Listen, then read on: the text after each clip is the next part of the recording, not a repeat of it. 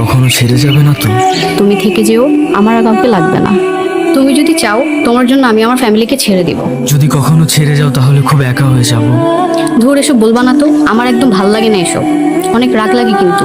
ঠিক আছে, কখনো বলবো না। হ্যালো। এত রাত হয়ে গেছে, তুমি এখনো ঘুমাও নাই কেন? আরে আমার ক্লাসের একটা ফ্রেন্ডের বার্থডে, ওকে উইশ করেই ঘুমায় যাব। ছেলে নাকি মেয়ে? আরে আমার ক্লাসের একটা ছেলে ফ্রেন্ড, ওকে বার্থডে উইশ না করলে ও রাগ করবে। আমাদের রিলেশনের 4 বছর হয়ে গেছে, কখনো তো দেখলাম না আমার জন্য রাত 12টা পর্যন্ত গেছো। জানার মতো একটা ছেলে আছে নীরব নামে, সেটা তো তোমার ভাই, তোমরা তো একই ক্লাসে পড়ো। আরে ও আমার ক্লাসের একটা ফ্রেন্ড, উল্টাপাল্টা ভাবতেছো কেন? ও উইশ করছিল এই জন্য আমি উইশ করছি, আর তো কিছু না। আচ্ছা ঠিক আছে, উইশ করা শেষ হলে তাড়াতাড়ি ঘুমায় পড়ো। আচ্ছা ঠিক আছে, আল্লাহ হাফেজ। কালকে তোমাদের ক্লাসে কার বার্থডে ছিল? আমার ফ্রেন্ড রায়হানের তুমি ঐশীর কি হও? Best friend. আর রায়হান ঐশীর কি হয়? ওরা তো গার্লফ্রেন্ড বয়ফ্রেন্ড।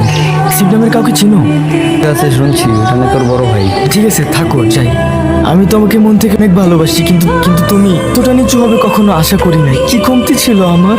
তুমি তোমার ক্লাসমেটের সাথে রিলেশনে যাবে, তুমি কি করে ভাবলে আমি জানো? তোমার চোখের প্রতিটা ফোঁটা পানি তোমার জীবন একসময় কাল হয়ে দাঁড়াবে। আমার ভুল হয়ে গেছে, আমি এমনটা করতে চাইনি, প্লিজ বিশ্বাস করো আমাকে একটু। কে আমি আমার লাইফে আর কখনো রাখতে চাই না।